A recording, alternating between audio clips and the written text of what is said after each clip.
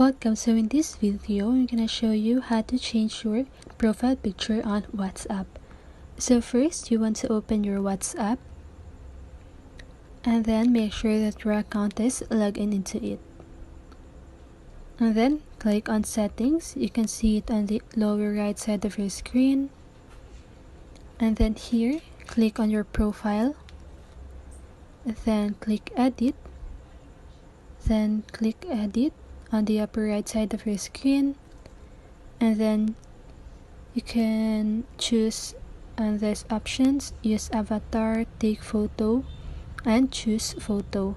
So I'm gonna choose photo, and then here you can choose your profile, then click choose, and then there you have it. I hope this video helps, and if it did, make sure to like, subscribe, and hit the bell notification so you won't miss a video.